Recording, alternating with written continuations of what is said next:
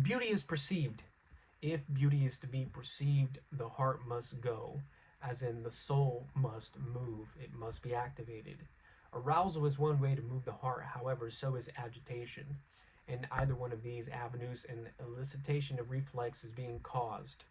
Repetitive motions stand the capacity to set the soul off to get a grasping sense for beauty, as does the magnetism of gravity's pull, restlessness, perturbations, being in the process of losing moisture, remembrances and their counterparts, forgettances, short-temperedness, divisions, what a lascivious imagination reveals, recognition of what we are losing in acuity for, and focusing on our points of origin.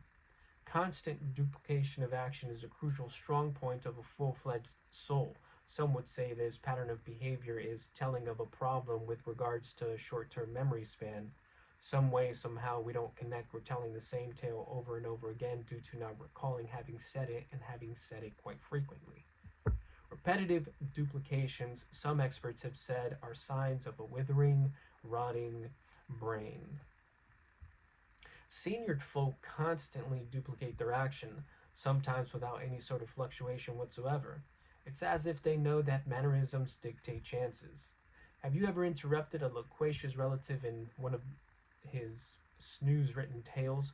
Maybe you said something like, "We've already heard you say that. Can't you tell us anything else?" Only to have this relative say something like, "And what's the problem? I like telling this story." There is delight in constant duplication, even if from the outer regions it all looks and sounds like total batshit insanity.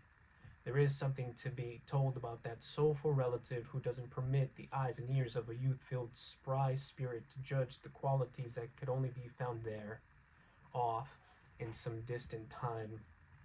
Some soulful beings know the rapturous feeling that comes from finding place in a style. Constant duplication of action conjoins what would be the aged and the uninitiated.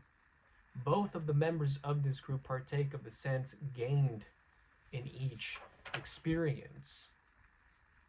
So how come bother with the idea that duplication of action is a negative? How come we don't bother to think it to be a necessitative component of the prolific mythic imagination? Why not consider the need for the prolific mythic imagination to engage in play-like fantasy to be a dire sustenance? Isn't it the case that the inheritors of culture have their wisdom given to them via the consistency contained within duplication of action, specifically that which their predecessors engaged in while storytelling? Consistency of certain kinds of actions, no matter how mundane we may think them to be, are nonetheless more than important. This constant duplication of action that we find ourselves in seems to speak more toward how life is kept alive than it does about our inability to listen. Isn't it a rare phenomena to frequently run into little kids who are obsessed by hearing the same tales in exactly the same manner over and over again? How come the existence of that want?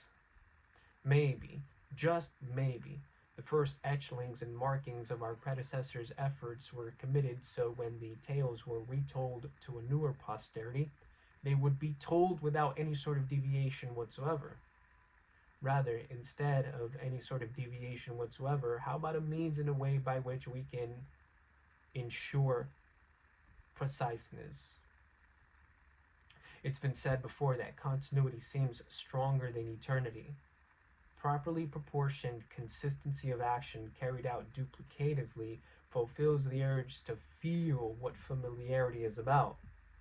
This urge is stronger than the urge to want to be devoid of any sort of knowledge whatsoever.